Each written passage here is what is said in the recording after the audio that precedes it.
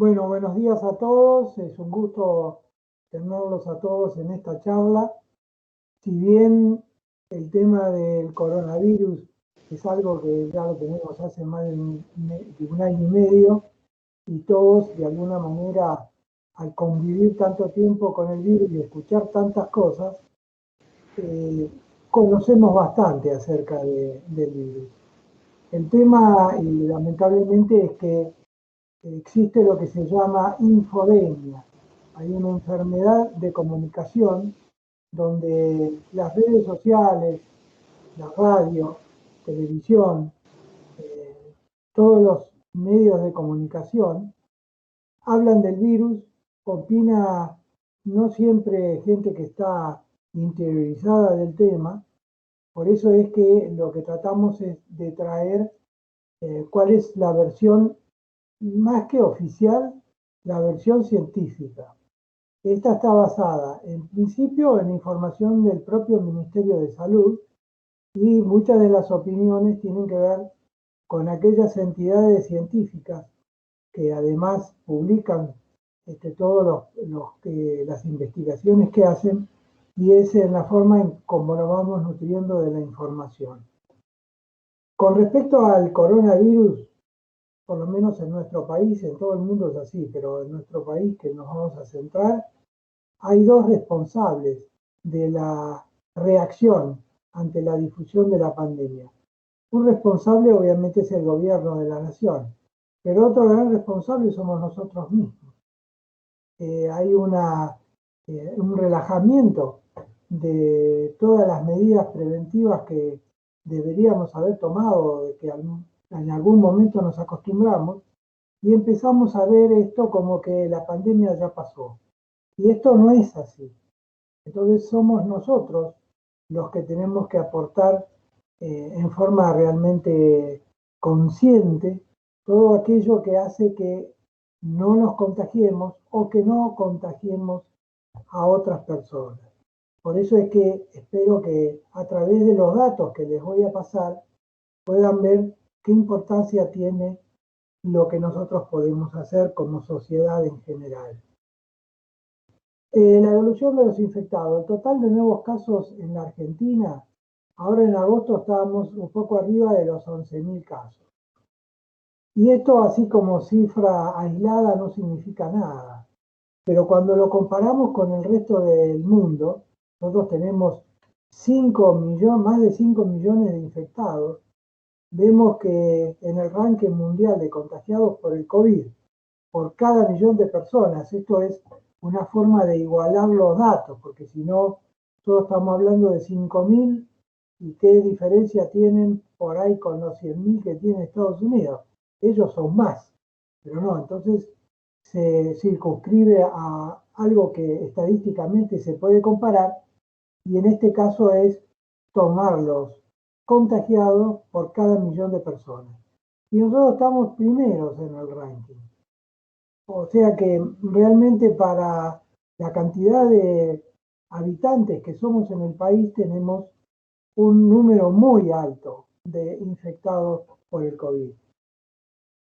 Y cuando vemos y analizamos la positividad de los testeos, vemos que el promedio de positividad en esta última semana fue del 22%. ¿Y por qué tiene importancia que hablemos de la positividad de los testeos? Porque toda persona que es testeada y resulta ser positiva debe ser aislada para que no contagie a los que están alrededor de él. Pero si no detectamos al que contagia, sigue contagiando. De acuerdo a la Organización Mundial de la Salud, de toda la gente que nosotros le hacemos el test, si encontramos un 10% que tiene positividad, es un número razonable. Por supuesto, uno pretende de que hacer una cantidad de testeos muy alta como para que los que encontremos con COVID sean muy pocos. En el caso nuestro, lamentablemente, no hacemos la cantidad suficiente de testeos. Por eso es que estamos un poco más del doble del porcentaje más alto que recomienda la Organización Mundial de la Salud. Y esto lamentablemente fue siempre así desde que comenzó la pandemia, porque no se compraron los reactivos y después no, al inicio, que eran necesarios, y después no se siguió con el mismo ritmo importante de compra o de confección de reactivos para poder detectar quiénes son los que están contagiados con el virus.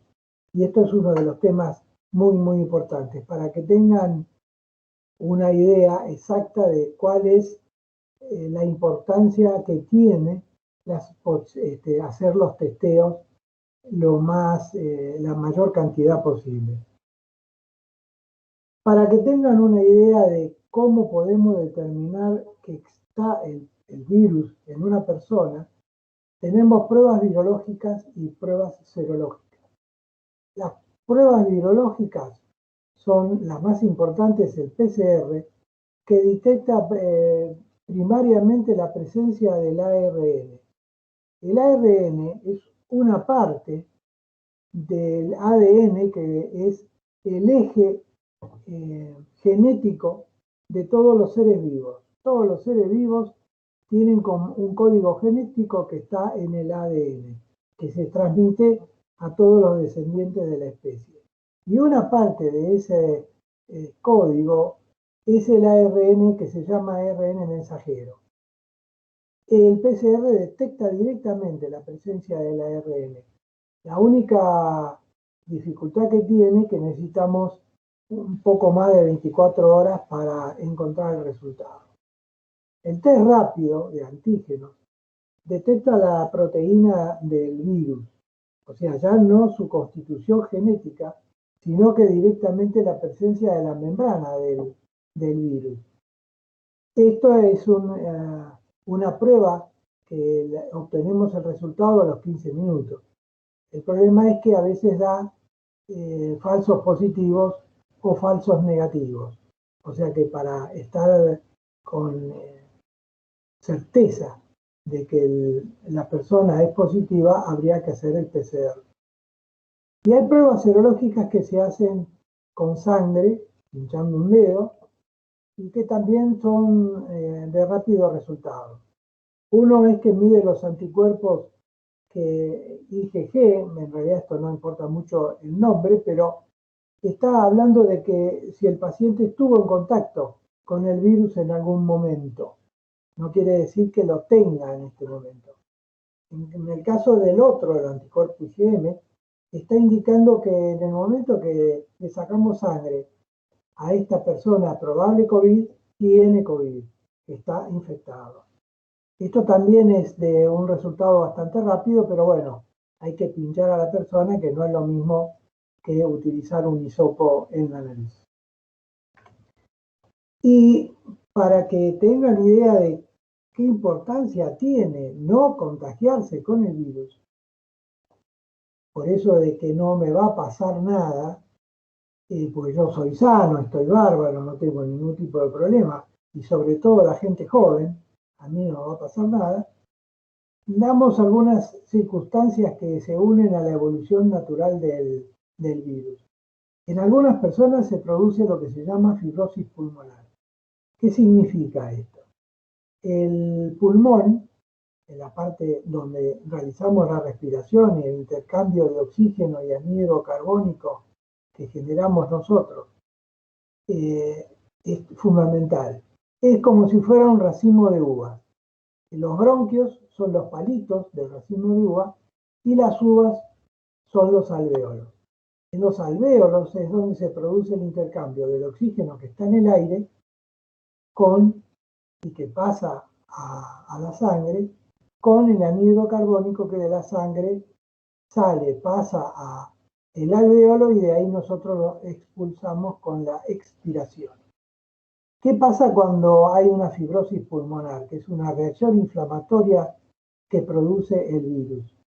Los palitos esos, o sea, los bronquios, se endurecen, con lo que no se distienden lo suficiente cuando entra el aire. Imitan un poco lo que pasa con el asmático.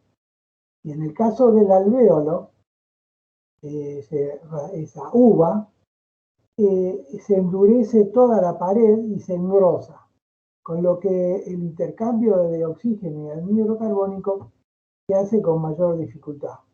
Y aquí es donde la persona que está respirando normalmente y tiene la fibrosis pulmonar ya no respira de la misma manera. En algunos casos necesita ser internado y se le colocan esos tubitos de plástico que mejoran la mezcla. Nosotros al respirar en el aire tenemos el 21% de oxígeno nada más, el resto son otros gases. Cuando le ponen esos tubitos de plástico, lo que hacen es enriquecer la mezcla, le mandan un poquito más de oxígeno. Cuando esto no alcanza, porque la saturación de oxígeno es baja, hay que ponerle una máscara. Ahí en la máscara ya le estamos mandando una concentración alta de oxígeno. Pero a veces el pulmón no se expande, entonces es necesario sedar al paciente y ponerle un respirador, que es un aparato que manda ese aire muy enriquecido de oxígeno cada tanto, esto lo regula el médico que está haciendo la asistencia, y el paciente respira sí o sí, por más que no su pulmón no se expanda, el aparato hace que el oxígeno llegue a los alvéolos.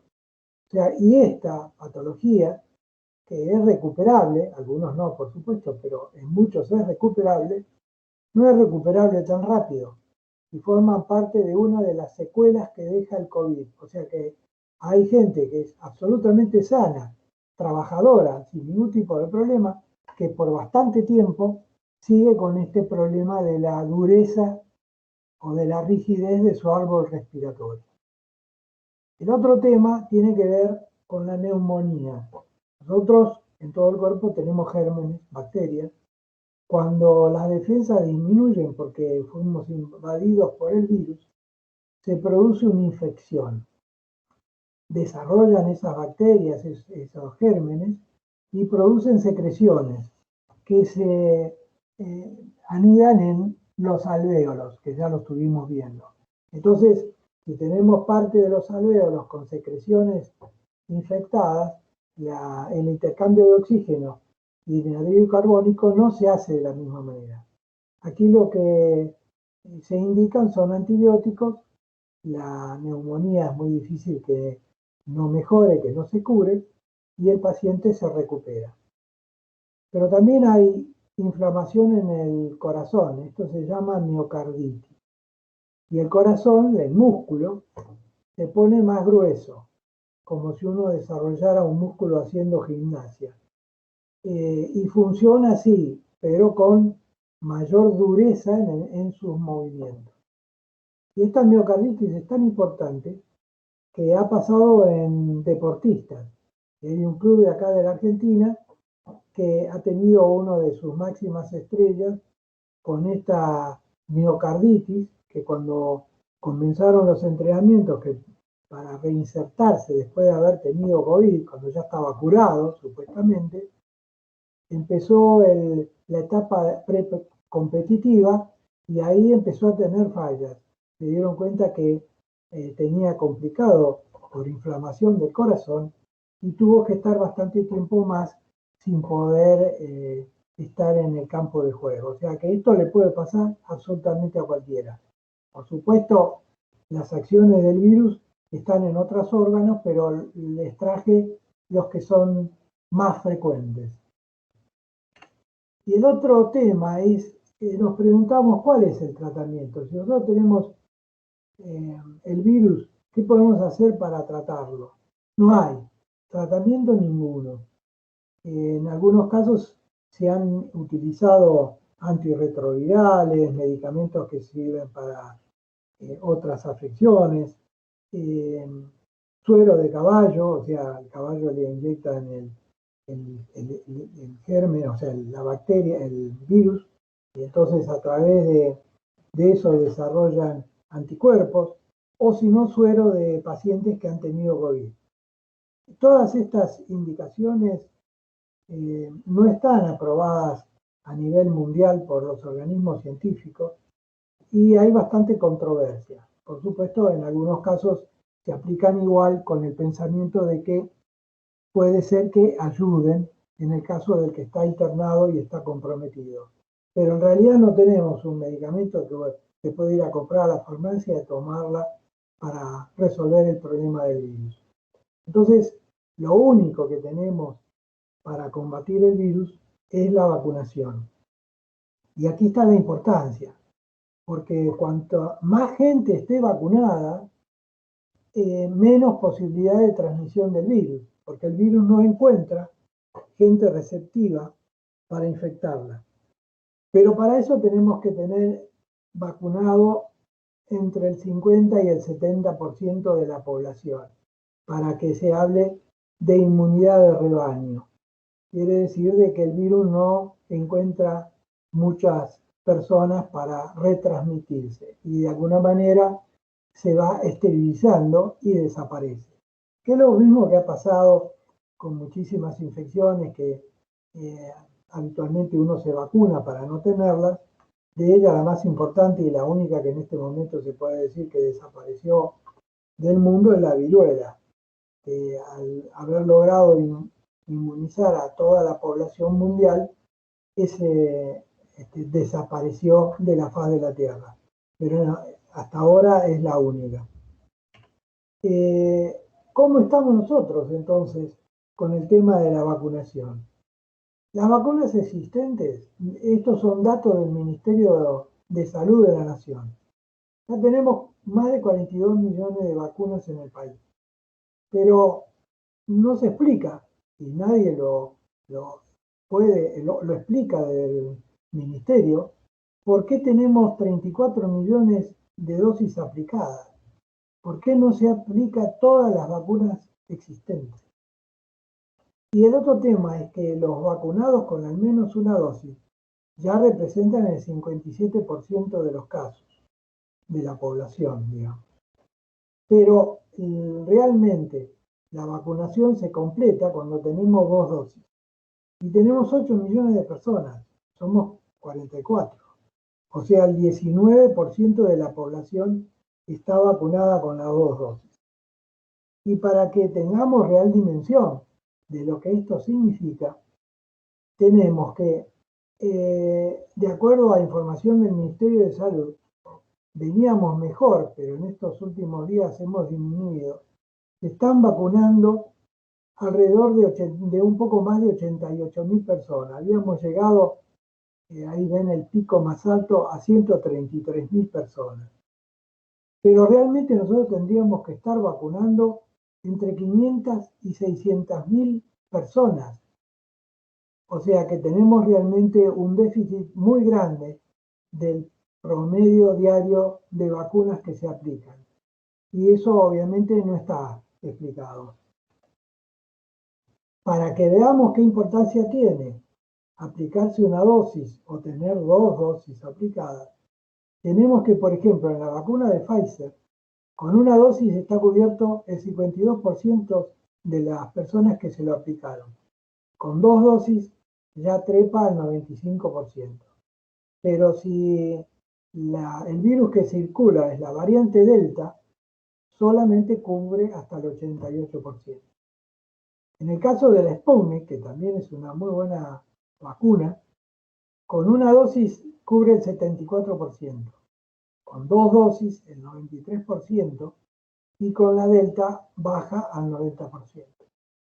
En el caso de la AstraZeneca, que tanto la Sputnik como la AstraZeneca es la que está circulando en este momento en el país, con una dosis tenemos un poquito más del 79%, con 2 dosis el 88%, o sea que ven que la cobertura es buena en las 3 vacunas, pero con la Delta baja al 67%. En el caso de Moderna, con una dosis el 61%, con 2 dosis el 84%, y con Delta no hay datos. En realidad, esto no ha sido difundido los estudios porque posiblemente no hayan sido terminados.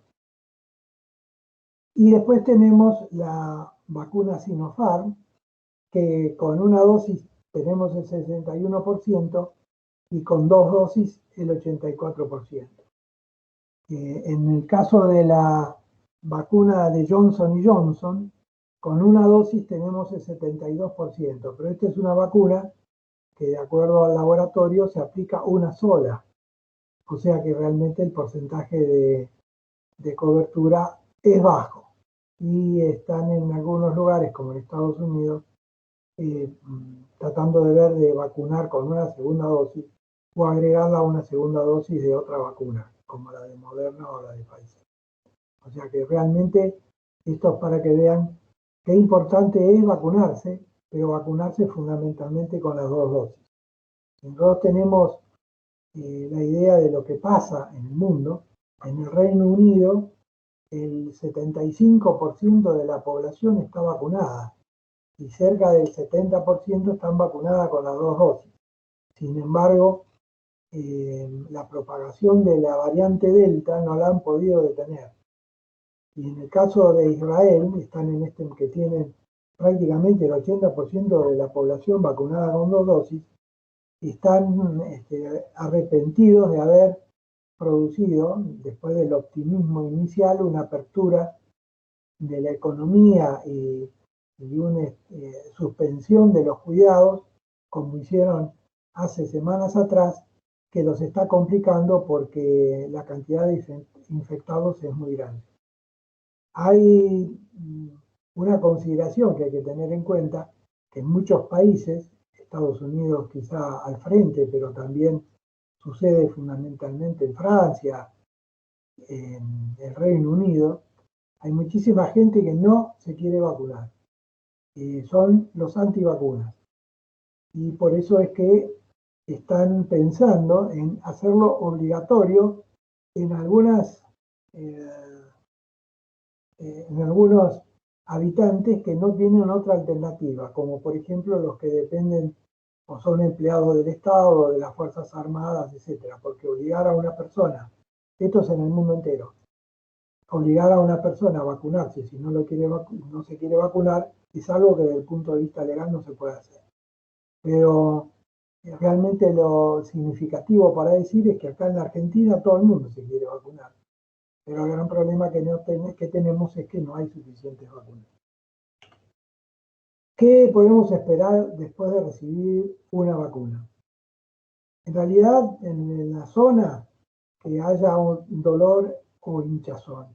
Eso se soluciona poniendo algo frío, un paño frío o directamente hielo envuelto en un trapo. Y en el resto del cuerpo aparecen fiebre, escalofríos, cansancio, dolor de cabeza. Pueden aparecer cualquiera de estos síntomas.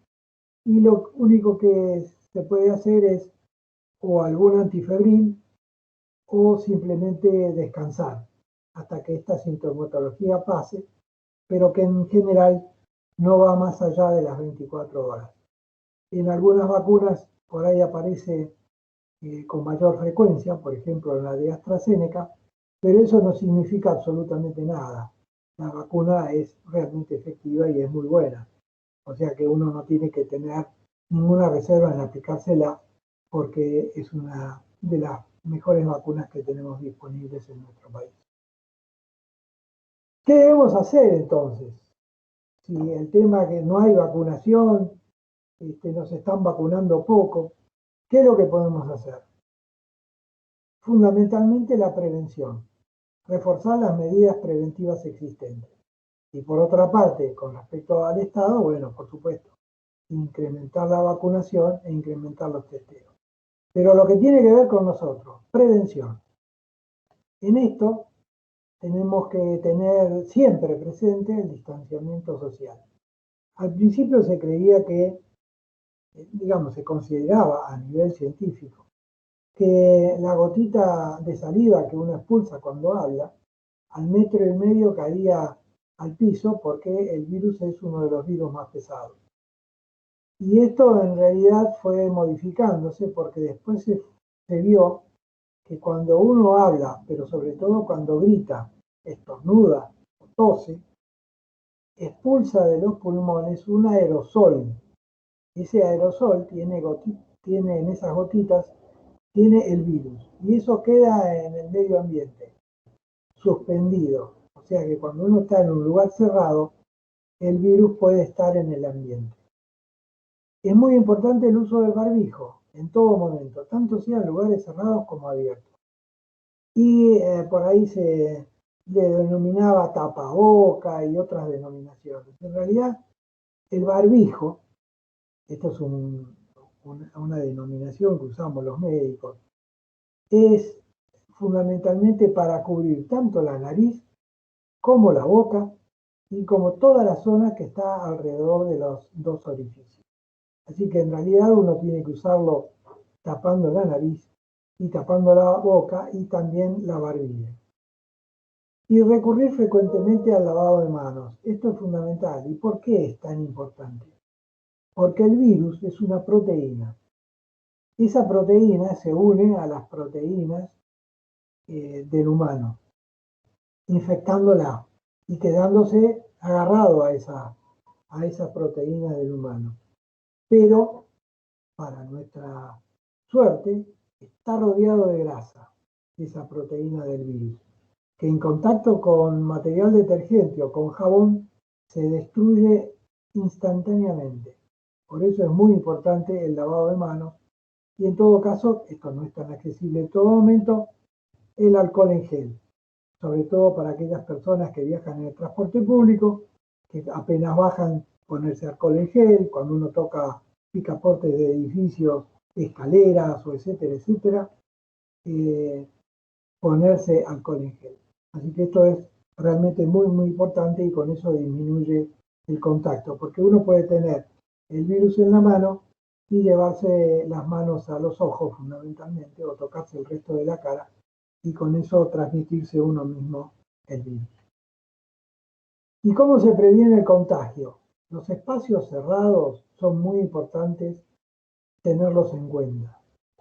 Que no se aglomere gente en esos espacios cerrados por lo que acabamos de decir, por el aerosol que está en el ambiente. ¿Y cómo podemos mejorar si en algún lugar hay algunas personas, aunque sean 10, 20 personas? Mejorando la ventilación. Esto es fundamental, no es tan fácil en el invierno, porque hace frío, pero esto es fundamental, tener puertas y ventanas abiertas para que circule el aire, o por lo menos abrirla cada tanto, para que el ambiente arrastre todo aquel aerosol que haya quedado en él. Y si uno tiene que hacer una reunión por un tema festivo, familiar, tratarlo de hacer al aire libre en patios o terrazas. Y después evitar todo esto que son los besos, abrazos, apretón de manos. Por supuesto que esto es más que nada latino. Parece que si nosotros no nos tocamos, no nos estamos saludando en serio. Entonces estamos arreglando esto de tocarse con el codo, tocarse con el puño cerrado. En realidad, si uno agita la mano o dice hola o cómo te va, es suficiente y no se necesita todo lo demás. Pero bueno, es una costumbre de la que tenemos. Así que hasta aquí es todo lo que podemos transmitir desde el punto de vista médico.